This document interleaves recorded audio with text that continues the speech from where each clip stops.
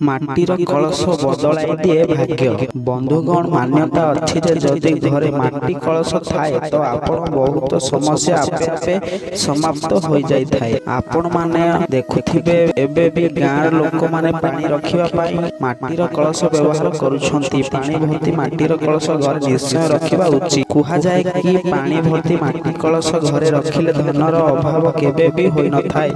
ଯଦି ଘରେ ଗୋଟିଏ କଳସ ଥାଏ ଏହି ଗୋଟିଏ ଭୁଲ କେବେ ବି କରିବା ଉଚିତ ନୁହେଁ, ନଚେତ୍ ଘରକୁ ଆସିଥାଏ ବର୍ବାଦ। ଯଦି ମାଟି କଳସକୁ ଘରେ ରଖୁଛନ୍ତି ତ କିଛି କଥା ନିଶ୍ଚୟ ଜାଣିନେବା ଉଚିତ। ଏହି ବାସ୍ତୁ ନିୟମ ଆପଣଙ୍କ ଭାଗ୍ୟ ବଦଳାଇ ଦେଇଦେବ। ଏହି ବାସ୍ତୁ ନିୟମ ଆପଣଙ୍କ ଭାଗ୍ୟ ବଦଳାଇ ଦେବ। ତେବେ ଆସନ୍ତୁ ଜାଣିବା ସେହି ବିଷୟରେ। ତେବେ ଭିଡ଼ିଓଟି ଆରମ୍ଭ କରିବା ପୂର୍ବରୁ ମୁଁ ଆପଣମାନଙ୍କୁ ଅନୁରୋଧ କରୁଛି କି ଯଦି ଆପଣମାନେ ଚ୍ୟାନେଲକୁ ଏପର୍ଯ୍ୟନ୍ତ ସବସ୍କ୍ରାଇବ କରିନାହାନ୍ତି ତେବେ ଆମ ଚ୍ୟାନେଲକୁ ସବସ୍କ୍ରାଇବ କରି ପାଖରେ ଆସୁଥିବା ଘଣ୍ଟି ଚିହ୍ନକୁ ଦବାଇ ଦିଅନ୍ତୁ, ଯାହାଦ୍ୱାରା ଆମର ସବୁ ଭିଡ଼ିଓର ନୋଟିଫିକେସନ ଆପଣଙ୍କ ପାଖରେ ପହଞ୍ଚି ପାରିବ। ଭିଡ଼ିଓ ଶେଷ ହେବା ପର୍ଯ୍ୟନ୍ତ ଦେଖନ୍ତୁ ଏବଂ ଭଲ ଲାଗିଲେ ଗୋଟିଏ ଲାଇକ୍ କରିବା ସହିତ ସାଙ୍ଗସାଥୀମାନଙ୍କୁ ସେୟାର କରିଦିଅନ୍ତୁ। ବନ୍ଧୁଗଣ, ବାସ୍ତୁଶାସ୍ତ୍ର ଅନୁସାରେ ଧନବାନ ହେବା ପାଇଁ ଅନେକ ଉପାୟ ରହିଛି। ଏହି ଉପାୟ ଗୁଡ଼ିକ ବହୁତ ପ୍ରଭାବୀ ଅଟେ। ସେଥିମଧ୍ୟରୁ ଗୋଟିଏ ହେଉଛି କଳସର ଏକ ଉପାୟ। ବାସ୍ତୁଶାସ୍ତ୍ର ଦିଆଯାଇଥିବା ଉପାୟଗୁଡ଼ିକୁ ପ୍ରୟୋଗ କରିବା ବ୍ୟକ୍ତି ଲାଭବାନ ହୋଇପାରିଥାଏ। ବାସ୍ତୁଶାସ୍ତ୍ରରେ ଦିଆଯାଇଥିବା ଉପାୟଗୁଡ଼ିକୁ ପ୍ରୟୋଗ କରି ବ୍ୟକ୍ତି ଲାଭବାନ ହୋଇପାରିବେ। କାର୍ଯ୍ୟରେ ସଫଳତା ଅର୍ଜନ କରିବା ପାଇଁ ବ୍ୟକ୍ତି କଠିନ ପରିଶ୍ରମ କଲେ ମଧ୍ୟ ସଫଳ ପାଇ ପାରନ୍ତି ନାହିଁ। ଗ୍ରୀଷ୍ମ ଋତୁରେ ପ୍ରାୟତଃ ମାଟିର କଳସ ବ୍ୟବହାର କରାଯାଏ। ଆଜି ଆମେ ଏହାକୁ ନେଇ କିଛି ବିଶେଷ ଉପାୟ ଗୁଡ଼ିକ ବିଷୟରେ କହିବାକୁ ଚାହୁଁଛୁ। ଆଜିକାଲି ଫ୍ରିଜ, କୁଲର ଆଦି ବ୍ୟବହାର ବଢ଼ିଗଲାଣି। ମାଟିର ହାଣ୍ଡିର ବ୍ୟବହାର କମିଗଲାଣି। ବାସ୍ତୁଶାସ୍ତ୍ରରେ ମାଟିର କଳସକୁ ବହୁତ ଶୁଭ ମନାଯାଇଛି। କୁହାଯାଇଛି କି ଯେଉଁଠାରେ ମାଟିର ପ୍ରସ୍ତୁତି ହୋଇଥିବା ଜିନିଷ ବ୍ୟବହାର ସେଠାରେ ଦେବୀ ଲକ୍ଷ୍ମୀଙ୍କର ବାସ ହୋଇଥାଏ। ଏହାକୁ ସଠିକ ସ୍ଥାନରେ ସଠିକ ଢଙ୍ଗରେ ରଖିବା ଉଚିତ। ଏହା ସହିତ ଅନ୍ୟ କିଛି ଉପାୟ ପ୍ରୟୋଗ କରିବା ଦ୍ୱାରା ଆପଣଙ୍କୁ ଦେବୀ ଲକ୍ଷ୍ମୀଙ୍କର କୃପା ସୃଷ୍ଟି ମିଳିଥାଏ। ବାସ୍ତୁ ଅନୁସାରେ ଘରର ଉତ୍ତର ଦିଗରେ ଦେବୀ ଓ ଦେବତାମାନ ବାସ କରିଥାନ୍ତି। ତେଣୁ କଳସର ଜଳ ଭର୍ତ୍ତି କରି ଏହି ଦିଗକୁ ରଖିବା ଉଚିତ। ଏତଦ୍ୱାରା ଘରର ସୁଖ ସମୃଦ୍ଧି ବଢ଼ିଥାଏ। ଘରର ଉତ୍ତର ଦିଗରେ ଜଳପୂର୍ଣ୍ଣ କଳସ ରଖିବା ଦ୍ୱାରା ଘରରେ କେବେ ବି ପାଣିର ଅଭାବ ହୋଇନଥାଏ। କିନ୍ତୁ ଧ୍ୟାନ ରଖନ୍ତୁ କି ଏହି କଳସ କେବେ ବି ଖାଲି ହେବା ଉଚିତ ନୁହେଁ। ଘରେ କେବେ ବି ଖାଲି ମାଠିଆ ବା କଳସ ରଖିବା ଉଚିତ ନୁହେଁ। ଏଭଳି କରିବା ଦ୍ୱାରା ଆର୍ଥିକ କ୍ଷତି ହୋଇଥାଏ ଏବଂ ଦେବୀ ଲକ୍ଷ୍ମୀ କ୍ରୋଧ ହୋଇଯାଇଥାନ୍ତି। ଘରେ ଜଳପୂର୍ଣ୍ଣ କଳସ ଚୁଲି ପାଖରେ ରଖନ୍ତୁ ନାହିଁ, କାରଣ ନିଆଁ ଓ ଜଳକୁ ପାଖାପାଖି ରଖିବା ଉଚିତ ନୁହେଁ। ତେଣୁ ସେଥିପ୍ରତି ଧ୍ୟାନ ରଖନ୍ତୁ। ଘରେ ଯଦି ମାଟି କଳସ ଅଛି ତାହେଲେ କରନ୍ତୁ ନାହିଁ ଏହି ଗୋଟିଏ ଭୁଲ। ଘରକୁ ଆସିଥିବା ଗର୍ଭୀ ମାଟିର କଳସରେ ପାଣି ପିଉଥିବା ଲୋକ ଏହା ଜାଣି ଆଶ୍ଚର୍ଯ୍ୟ ହୋଇଯିବେ। ଯଦି ଆପଣଙ୍କ ଘରେ ମାଟି କଳସ ଅଛି ତ ଜୀବନରେ ଏହି ଭୁଲ କେବେ ବି କରନ୍ତୁ ନାହିଁ। ଏମିତି କରିବା ଦ୍ୱାରା ଏମିତି ଘର ବର୍ବାଦ ହେବାକୁ ଡେରି ଲାଗେ ନାହିଁ। ଯଦି ଆପଣ ବି ପିଉଛନ୍ତି ମାଟିର କଳସରେ ପାଣି ହୋଇଥାନ୍ତୁ ସତର୍କ।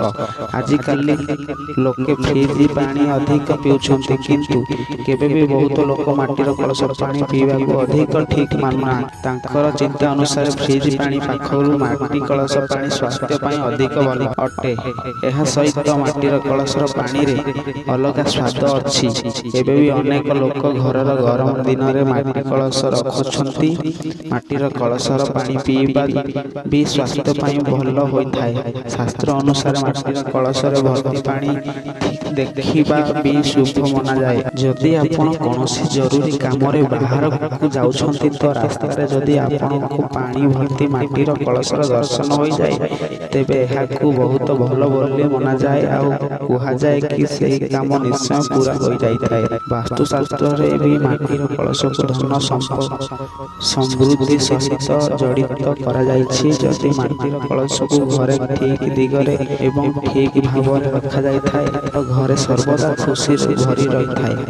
ଘର ଲୋକମାନଙ୍କର ଉନ୍ନତି ହୋଇଥାଏ ଏବଂ ତାଙ୍କର ପ୍ରାୟ ଆୟ ବଢ଼ିଥାଏ। ମାଟିର କଳସର ଜାଗାରେ ମାଟିର ଛୋଟ କଳସ ବି ରଖାଯାଏ। ଗରମ ଦିନରେ ମାଟିର କଳସରେ ପାଣି ଯେତିକି ଥଣ୍ଡା ଏବଂ ଶାନ୍ତିଦାୟକ ହୋଇଥାଏ, ବାସ୍ତୁ ଅନୁସାରେ ସେତିକି ଲାଭକାରୀ ବି ହୋଇଥାଏ। ଏହାର ତାପମାତ୍ରା ଅଳ୍ପ କମ୍ ହୋଇଥାଏ, ଯାହା ଥଣ୍ଡା ତ ଦେଇଥାଏ, ତାହା ସହିତ ପାଚକ ଯନ୍ତ୍ରକୁ ମଜବୁତ କରିବା ପାଇଁ କାର୍ଯ୍ୟ କରିଥାଏ। ମାଟିର କଳସରେ ପାଣି ପିଇବା ଦ୍ୱାରା ଥଣ୍ଡା, କାଶ, ଜ୍ୱର ଆଦି ହୋଇନଥାଏ ଏବଂ ବି ମାନ୍ୟତା ଅଛି ଯେ ଯଦି ଘରେ ମାଟିର କଳସ ଥାଏ ତ ବହୁତ ସମସ୍ୟା ଆପଣଙ୍କ ଆପେ ସମାପ୍ତ ହୋଇଯାଇଥାଏ। ଏବେ ବି ଦେଖୁଥିବେ ଗାଁ ଲୋକେ ପାଣି ରଖିବା ପାଇଁ ମାଟିର କଳସ ବ୍ୟବହାର କରୁଛନ୍ତି। କୁହାଯାଏ କି ପାଣି ଭର୍ତ୍ତି ମାଟିର କଳସ ଘରେ ନିଶ୍ଚୟ ରଖିବା ଉଚିତ। କୁହାଯାଏ ଯେ କି ପାଣି ଭର୍ତ୍ତି ମାଟିର କଳସ ଘରେ ରଖିବା ଧନ ଅଭାବ କେବେ ବି ହୋଇନଥାଏ। ମାଟିର କଳସକୁ ଯେବେ ବି ଘରକୁ ଆଣୁଛନ୍ତି ତ ତାକୁ ଭଲ ଭାବରେ ଧୋଇ ପାଣି ଭର୍ତ୍ତି କରି ସର୍ବପ୍ରଥମେ କୌଣସି ଛୋଟ ପିଲାଙ୍କୁ ଏହା ପାଣି ପିଆନ୍ତୁ। ଏମିତି କଲେ ଘରେ ସବୁବେଳେ ଧନର ଆଗମନ ହୋଇଥାଏ।